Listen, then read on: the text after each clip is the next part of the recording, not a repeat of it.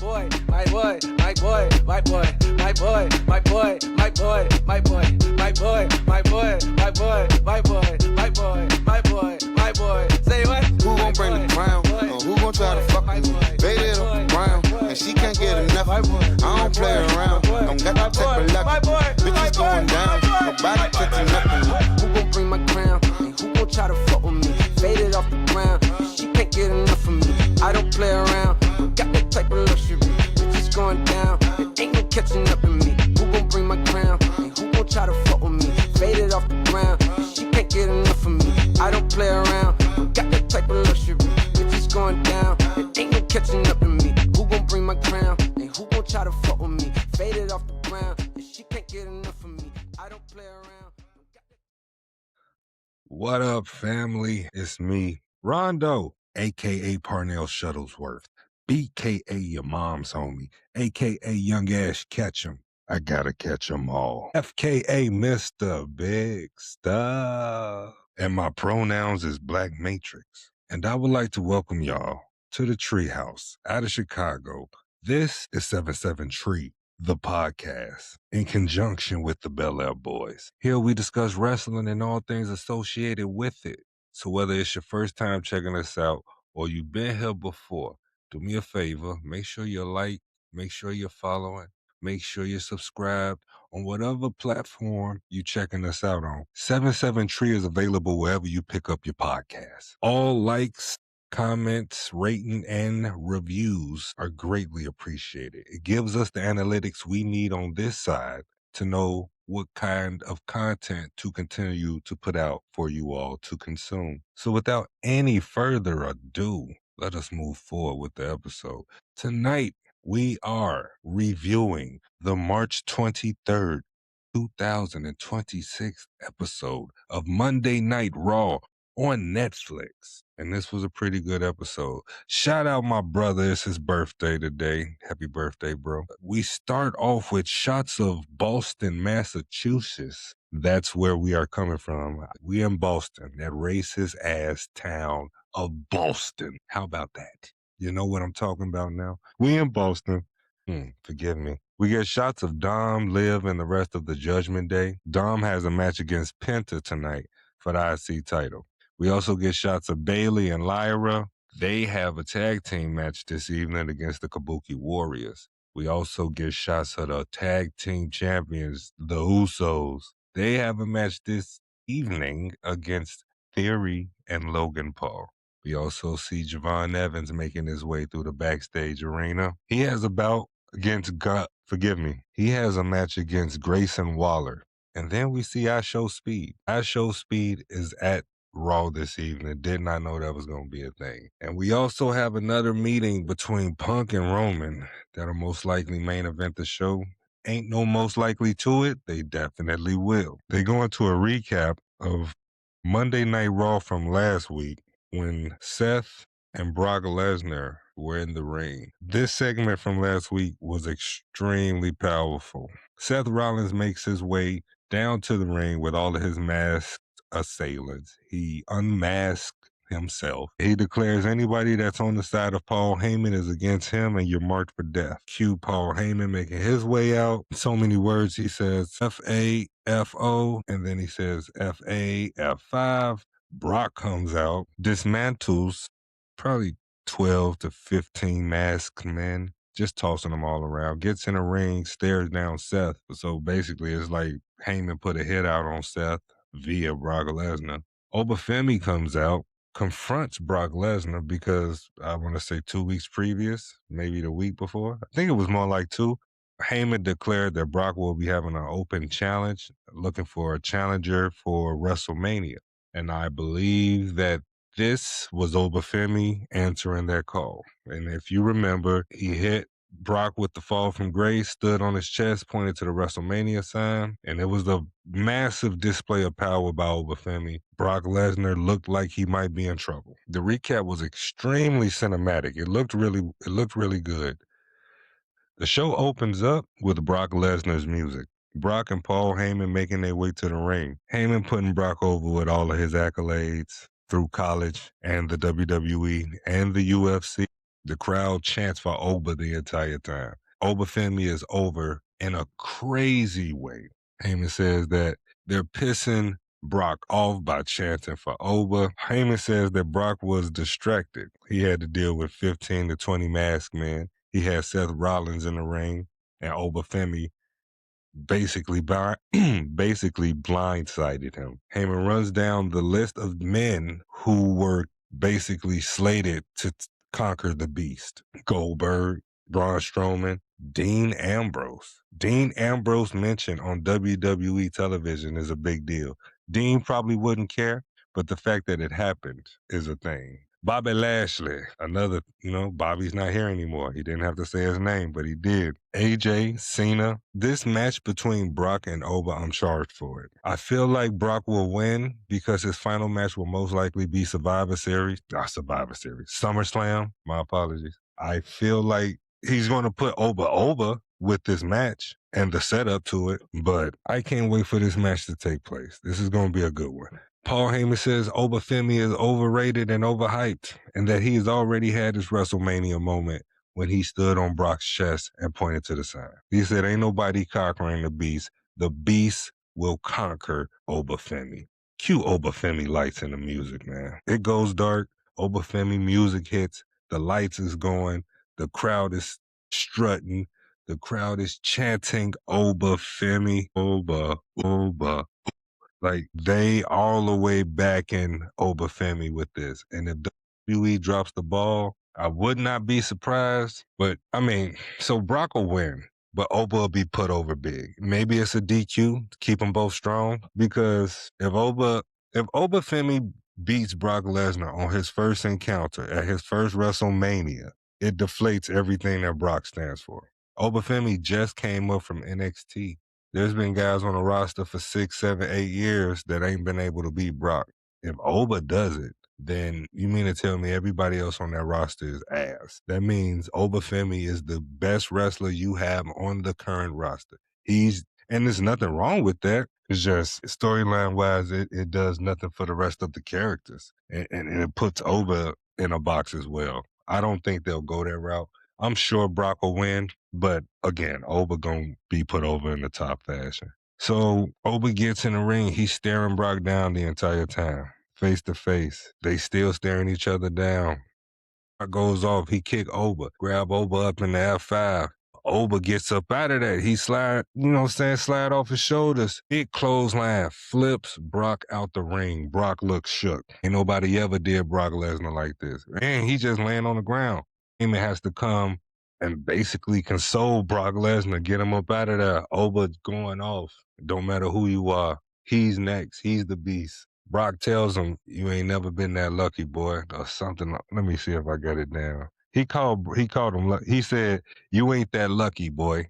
That's what he told him.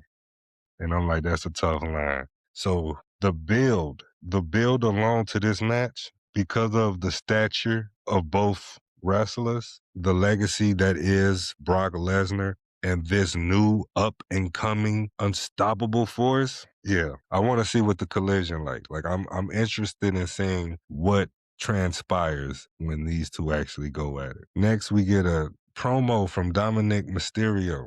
He cuts a promo on Finn and on Penta, basically saying how Finn screwed him out of his belt, and he gonna get it back from Penta tonight. Nothing crazy to write home about. Next, we get the Usos making their entrance.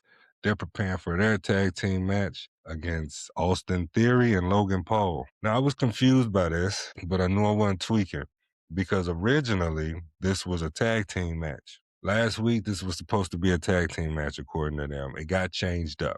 Now, word around the campfire is that they want the Usos to have the tag team titles for MLB opening day. They'll be at some arena, obviously promoting WWE, and they want the titles on them. Now, that seems plausible because why would it, okay, put it like this. Originally, it was a title match. They were most likely going to lose the titles. Otherwise, why would you cancel the title match knowing the Usos have that appearance? They want the Usos to have the belts. It's rescheduled for Monday as a street fight. We'll get to that later on. Titles on the line. Theory and Paul make their way down to the ring. Starts off with Jay and Theory. Standard match, really. Nothing super exciting.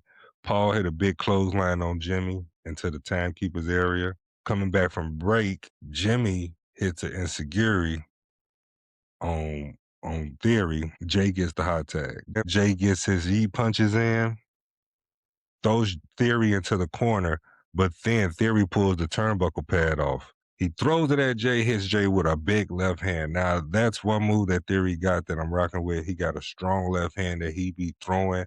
It's loud. It connects. It looks like a knockout punch. I like that setup. Not a signature, but a nice setup to a move. Then he turns and hit a super sloppy looking blockbuster. Pardon me. He hit a super sloppy looking blockbuster. It originally looked like he was going for a move and Jay caught him into a vertical suplex on a reverse, but it wasn't. He only gets a 2 after that. Jay gets up, hit a big spear on Theory. Logan Paul gets up on the ropes, interferes, grabs Jay. He then reaches for the brass knucks. LA Knight's music hits. He turns around, pull the old trope. I hear the theme music, look towards the ramp.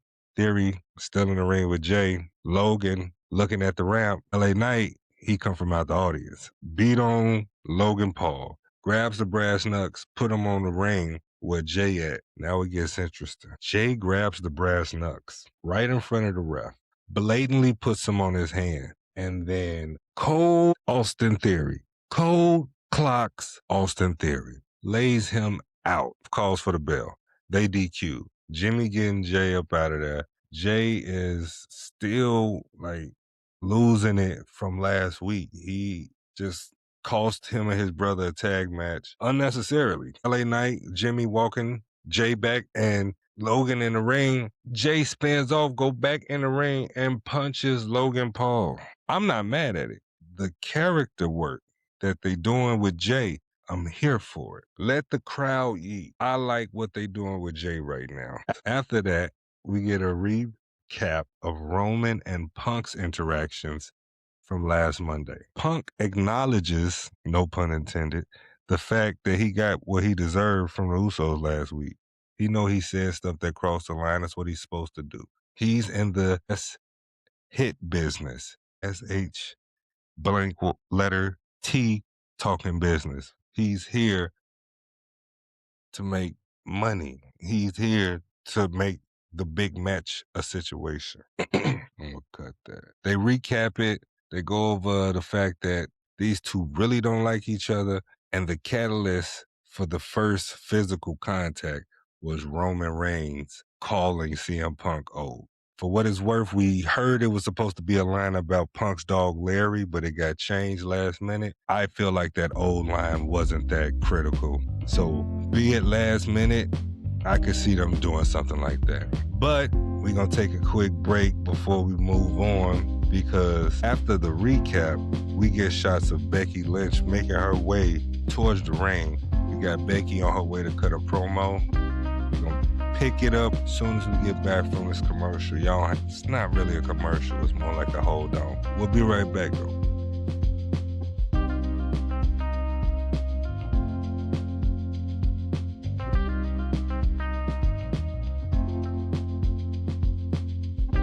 And y'all for staying tuned in. Let's continue on with the episode. We get Becky Lynch making her way down to the ring. Becky's in heel mode. She's been in heel mode, and I'm rocking with it. Hey, in my opinion, Becky can't miss, and that's no pun intended. Whatever character she does her best. Not she's giving us her best, and it's always phenomenal work. She run down the fact that she helped make the IC title what it is now. When she came back, she didn't go for the world title. She went for the IC title. She made it something important. She made it the most important women's title in women's wrestling, according to Becky. But what really set Becky off is the fact that her daughter runs around singing AJ Lee's theme song and skipping, so it set her off. AJ Lee comes out, chases Becky out of the ring. Becky goes into the crowd. Essentially, AJ Lee is like, look, I'm sick of this. I'm tired of the back and forth. She gives Becky what she wants, a match at WrestleMania with the title on the line. Becky's like, you fell for it. What she say? You fell for my trap, you dope. So Becky mentioned about the fact how she helped destroy the Divas era. That was the era that AJ Lee ran. She says she's going to destroy AJ Lee. She's going to make sure she doesn't come back from this. So maybe there'll be some type of stipulation on the line for the title, maybe a street fight or a last woman standing. Who knows? I feel like something's going to be there, though. Afterwards, we get the Usos and LA Knight backstage. LA Knight like, yo, I don't know what's going on, Jay, but you starting to act like Roman. Jay like, look, I'm tired of people telling me I'm acting like Roman. Anybody that go against the family gonna get got. Anybody that say anything against the family getting it. LA Knight like, I get that. I understand. And Jay like, nah, he ain't trying to hear none of that. Jay ain't trying to hear none of that. Jimmy tell him like, yo, he just, watch yourself. Be careful. Like, Jay's off the hinges. After that, we get shots. Oh, by the way, Jimmy walks out of shot. Jay walks out of shot. Jimmy walks out of shot. LA Knight is left in the shot. After that, we get shots of Javon Evans making his way to the ring. He has a match against Grayson Waller. This camera is tweaking. Coming back from break, Grayson Waller's already in the ring with Kofi. Javon Evans makes his way to the ring. Big entrance, a lot of energy, boisterous, loud. I know I trash on my man a lot, and it's not me being petty. It's not me nitpicking. I had to understand and realize that's not my demographic. I'm that old now when you talk about wrestling. It's crazy. You don't age out of wrestling, but you definitely age out of characteristics. You age out of storylines. Like, I'm more sad enough to say I'm more into the realistic storylines. Like, I like the stuff with Punk because it all stems from realism. All of his rivalries are real beefs. These wrestlers really have a reason to hate CM Punk, and they do. I give Javon a lot of drama because he reminds me of 1995 WWE. He's not being authentic, is what I'm saying. And there's nothing wrong with that. He's new. This is his character. It has to come together. We're going to let it come together. It's not for me. It's not my demographic. It's for the children. It's for the kids. There's nothing wrong with that. But anyway, these two having a match, and it's basically to build on and play on the storyline between Kofi and Javon. Kofi's trying to recruit Javon with good intentions, but Javon not rocking with Kofi in the way he do things. Initially, I wanted to see a Javon Evans heel turn. Made Javon go heel, or have Kofi cheat for him to win a couple times. I don't know. I mean, I'm thinking on my feet right now, but you do something at the end of a match where Javon loses, put him on a losing streak. He loses a few in a row. Kofi in his ear. Kofi helped him win one. He lose one. After the match, they go to shake hands. Javon shakes hands, but then he attacks whoever it is afterwards, solidifying the heel turn. I think I want to see Kofi go face, man. Check it out. Just came to my mind. Javon persuades Kofi to turn face. First off, Kofi gets rid of Grayson. He starts hanging out with Javon. He turns face. Come on, camera. Woods comes back from injury and is confused by what Kofi on. Now, you could do something with that. Kofi has a new day, and Woods has his new day. That ain't not bad. Anyway, Javon starts off, hit a big kick, hits a springboard, Hurricane Rana, and a big dive to the outside on Grayson Waller. Javon dove so far at Grayson Waller, he overshot him and landed head face first on the ground. That's what I mean. The boy be too charged up. He's 6'3", 6'4". That's my height. I know what that looks like. Y'all are so impressed by the maneuvers, as you should be. But it's the height on this man. He's already that tall. And we gonna get to it. Kofi's not interfering in this match. He's simply here with Grayson, but it's more like he's observing, like he's spectating Javon. Javon hit the red dot. Grayson Waller get a super stiff right hand on Javon. He get a couple of them in, actually. And that's how he turned the tides. He get the offense going. Javon got a couple of knees running off the ropes, a couple of rebounding knees. Grayson Waller hit a standing blockbuster clean. Javon hit an avalanche. This is the move I was talking about. Javon Evans caught Grayson Waller sitting on the top rope. He stunned him. That's what it was. Grayson was going for a move. Javon stopped him, kicked him, dazed him. Javon climbed up on the turnbuckle. Grayson pushed him off. Javon ran back, then proceeded to move and run forward towards the turnbuckle, climbed the top rope, standing on the top rope with Grayson, and hit a super Hurricane Rana. Standing on the top rope, he leapt up and jumped and Hurricane Rana'd Grayson Waller to the mat. A super Hurricane Rana. They put that move over as they should. It was a crazy spot, which rolled directly into the OG cutter for the win. 1, 2, 3, your winner, Javon Evans. Kofi, went over to Grayson. He was like, I was trying to let you do it on your own. I mean, you had to do this by yourself. You didn't want to interfere. Grayson was looking for the help. So as you can see, they doing something with this. I'm glad they got Kofi in the storyline. I'm glad he with Javon, because behind the scenes, real life, he can really help this kid out. I look forward to see where they go with this. Backstage, you get Pierce, and then Paul Heyman walks up on him. Heyman say, look, I want a match for the Vision, for the titles, against the Usos next week, and I want a street fight. This is because they just won. This is because Jay used the brass knucks. Like, Heyman is being pulled in a lot of different directions, but he's making the best of everything that's coming his way. Pierce tell him, I got something to consider. So meanwhile, you go to the ring. Heyman like, for what? He like, you want a time with Seth. Your time is now. And I didn't know if that was a Cena reference or what. But Paul was like, after all that happened, you still want me to go down there and talk? Pierce like, this is your time. You wanted to talk, this is the time for you to go talk. Reluctantly, Heyman goes out there. We come back from break. They announce that Dennis Rodman is going into the Hall of Fame. Dennis Rodman is going into the WWE Hall of Fame. He never wrestled for WWE. He was a member at UCW. He was a member at NWO. Nothing to do with WWE. This is them not having enough people to agree to it. Because you could put whoever in. Whoever you put in has to want to be in. They're either not purposely putting people in, which could be because of the caliber of person, the class of wrestler. Like, you don't want to. They didn't want to do John Cena's retirement the same year they did AJ Styles, because Cena's such a massive star, it would have overshadowed. And AJ deserves his own. AJ's not even headlining this Hall of Fame class, and he should. At least make it a co-Hall of Fame thing.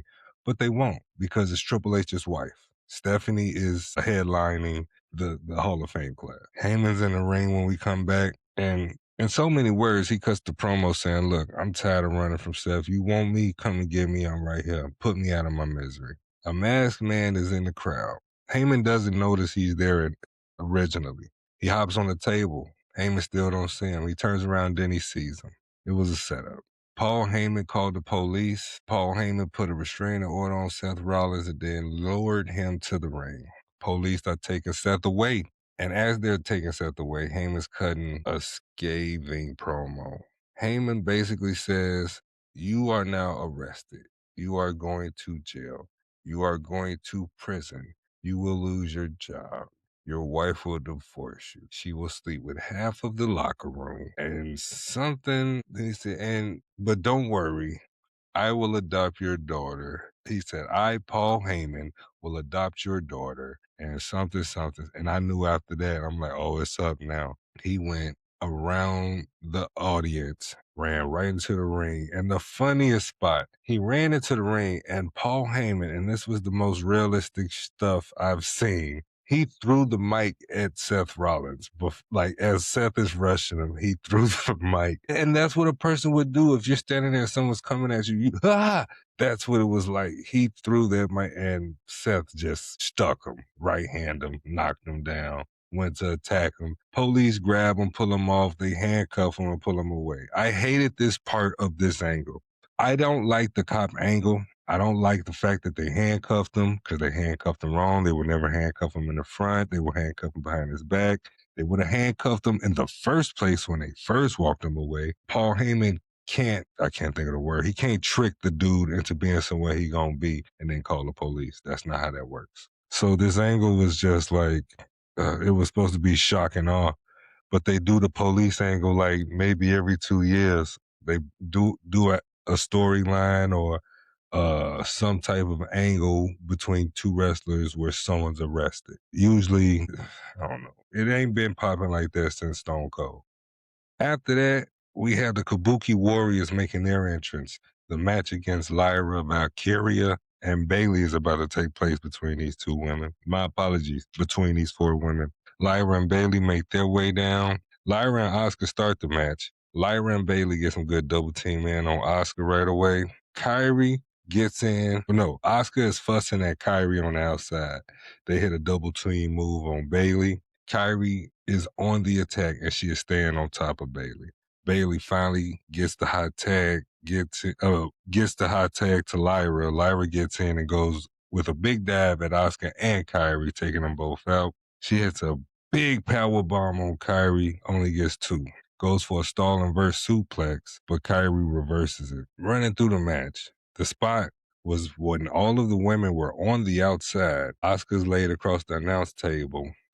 Bayley climbs up to the barricade and she's going for a patented elbow. She leaps. Kyrie pulls Asuka. Bayley hits all table. Bayley hits all table. Luckily, Lyra was on the ring apron. She came in. Big drop kick to Kyrie and then a Nightwing for the 3 and the victory.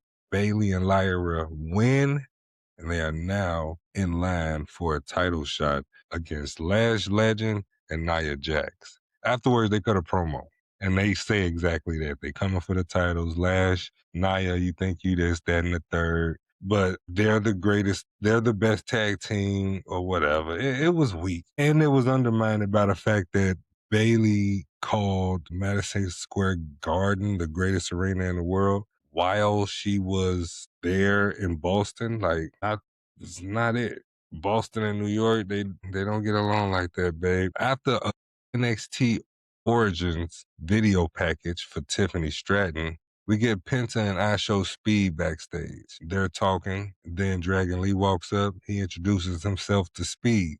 Penta's getting ready for his match that he has against Dominic. Dragon Lee says, when you're ready, we can run it back. Penta said, say less, let me know when you're ready. So now we getting ready to go into Penta versus Dom for the IC title. We're going to take a quick break right here.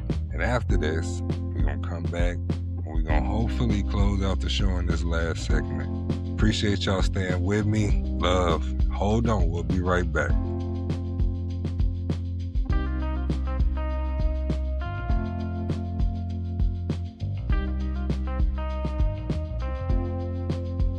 And we're back.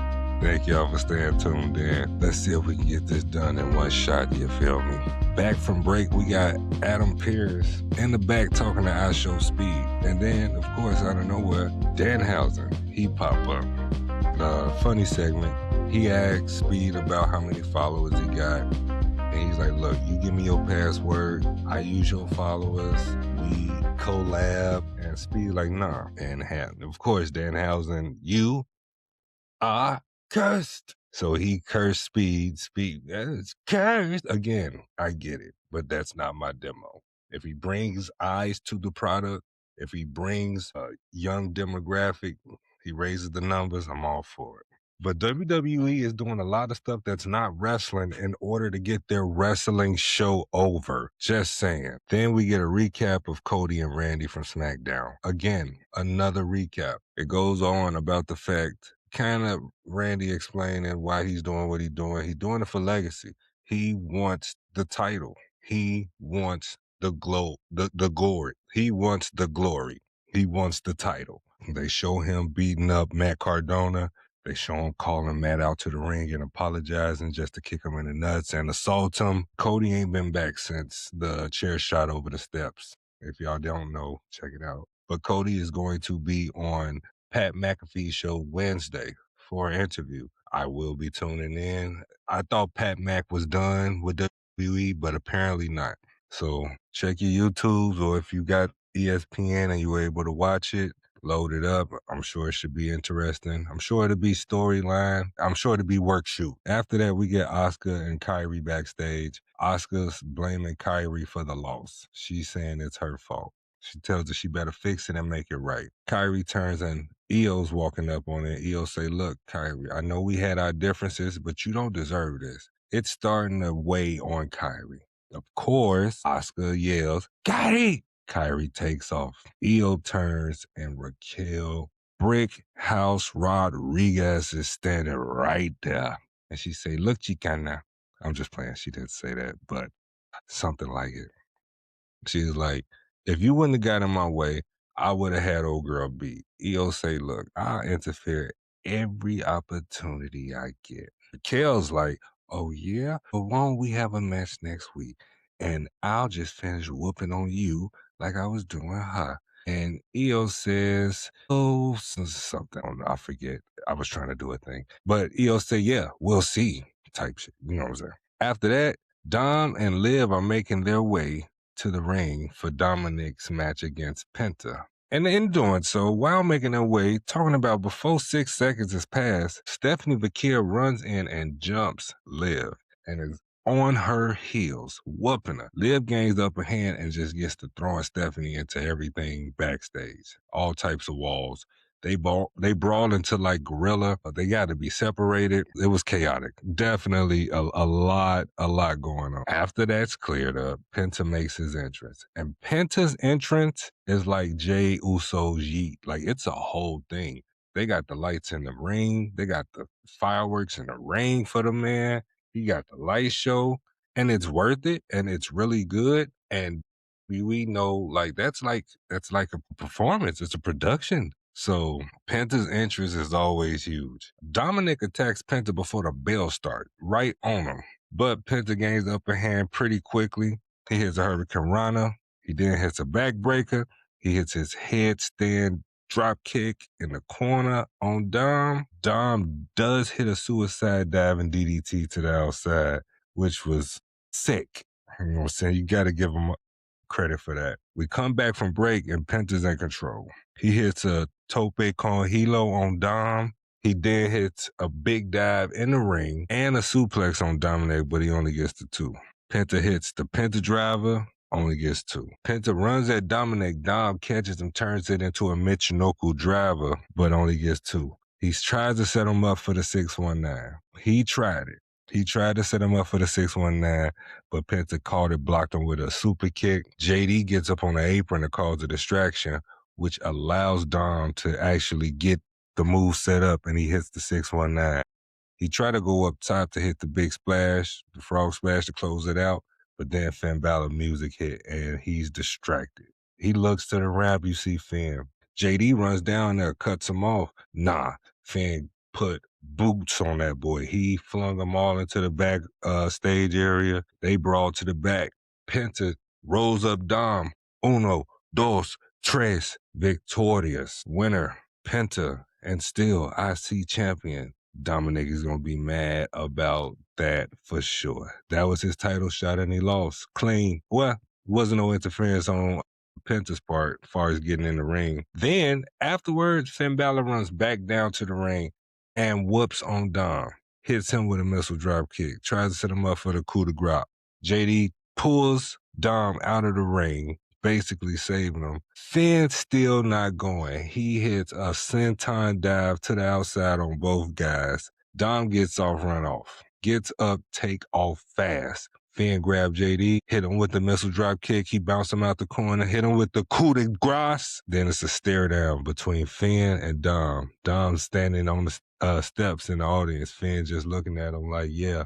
So this is definitely setting up to be a WrestleMania match, and it might be Demon Finn. Because I could see Dom and Judgment Day attacking Finn one more time right before Mania, or a couple of three, do it like this. They attack Finn next week, and Finn start teasing the Demon after that. There you go. That's how you set that up. So after that match, they recap Brock and Oberfemi from earlier that night. Like, we just saw it and they're going over again. They're pushing this real big. They're pushing this as a big deal. And they have every right to do so. It's probably the second to last match of Brock Lesnar. I heard Brock Lesnar is potentially getting 7 figures for this WrestleMania, and I definitely believe that. I definitely believe he's getting that kind of bread for this match. But after the recap, we get CM Punk making his way towards the ring, and he walks up on Jim. Jim tell him, look, be careful, man. My brother, he unhinged right now. He on the warpath. And Punk say, thanks, Big Jim. And it looked like Punk was trying to make Jim break, because Jim was holding back a laugh, and Punk was just staring him down in a fashion that was like, are you trying to make him break on camera? I remember thinking that. Cue Punk's music. I love that theme song. One of the best things he's done. Had it since I think 2013. I believe 2012 or 2013. A lot of wrestlers have had their themes for that long, because since Jim Johnston has left, Def Rebel are booty cheeks when it comes to making theme songs. Punk gets in the ring and proceeds to just talk trash about the Bloodline. He says Roman can't do nothing without the Usos. The Usos came down and they can't do nothing without Roman. They need each other to do stuff. They can't never do nothing one-on-one. Supposedly Samoan was going to be mad at him for what took place, and he says 0 Samoans have said or done anything to him after Roman supposedly gave them the green light. Punk is just digging a hole deeper and deeper for himself. Roman called Punk old, and Punk said, you know what? He asked Boston, and they said, yeah, you old? Yeah. He's like, that's fine, I'll be old. Yeah, I'm old. And I ain't gonna let the young boy talk to me like that. He's like, he don't mind being old, but it's who said it. And he like, the young boy is not finna call me old. He's like, yeah, I'm old, but I don't use just for men like Roman do. X. That's a shot. You gotta keep the character up. But that was a blow. He said he ain't weak. He don't ask. He don't beg for them to say, acknowledge me.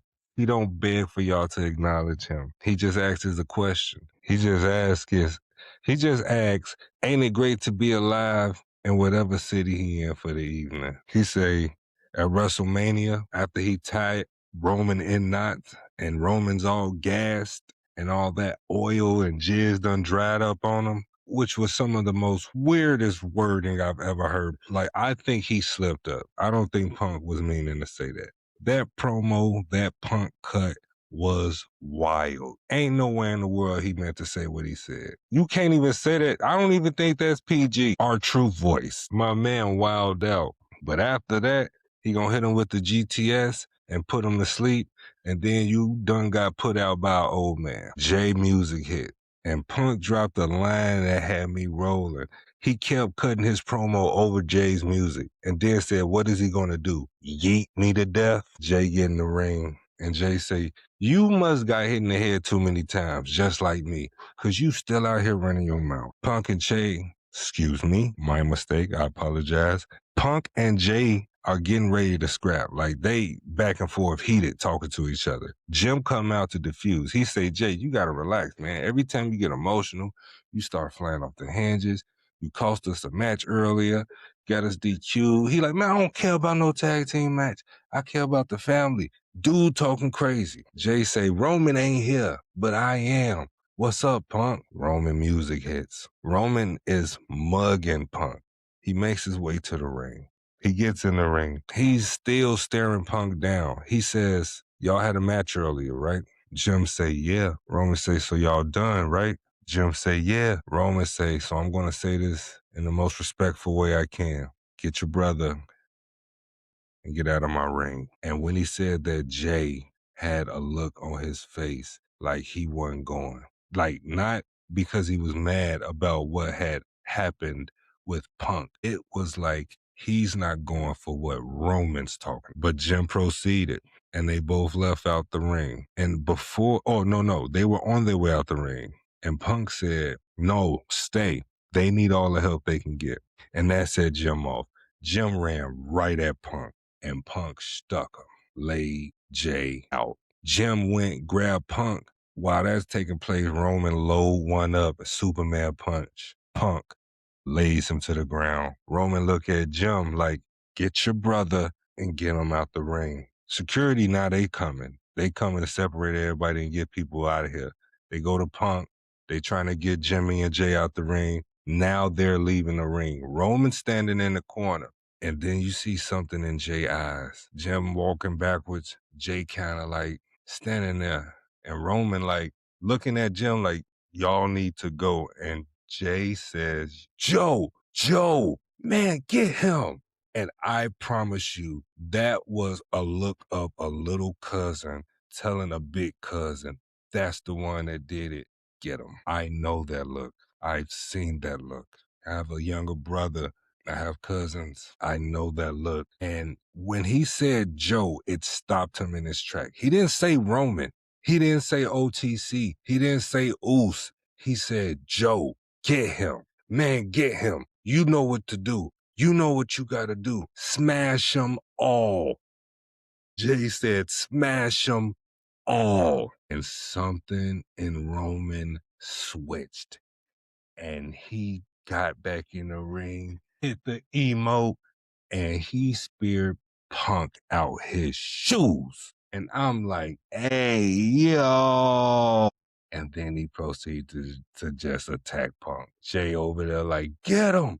Get him. He grabs Punk. No, he kicks Punk under the ropes out the ring. He grabs Punk, throws him into the ring post 2 solid times. And then you can see him eyeballing the announce table. He grabbed Punk and power bombed that man through the announce table. And the entire time, Roman's going off. He has a look in his face I ain't seen in if ever. He really, like, these two really don't get along. And I love that energy because you don't know where to draw the line. The fact that they have animosity and can still do business in itself is astonishing to me. But afterwards, Roman walks off and he's kind of like melancholy and Punk's laughing. Security, they're checking on Punk Pierce. Roman's trying to walk off and Punk is laughing because now he's in Roman's head. And at that split second, at that very moment, Roman realized he just messed up. He understands that he just took an order from Jay, like he's not the OTC. He just made Punk seem right. He just validated what Punk had been saying, and Punk knows that. He's in his head. Roman realized he just showed a sign of weakness, and the story continues. And this is how the show ends. The episode was solid. I mean, for what we have, they're taking caca and making caca salad. It's at the end of it all, it's going to fall on the competitors. It's going to fall on the performers, the entertainers, the wrestlers. They're going to have to go out there and show their tail to sell this card. Tickets are still crazy available for WrestleMania. This is going to be a situation where everybody watching it they're going to have to drop prices again, but it's not going to do the numbers they wanted it to do because of them being greedy. But they're going to live and they learn. That's their own fault.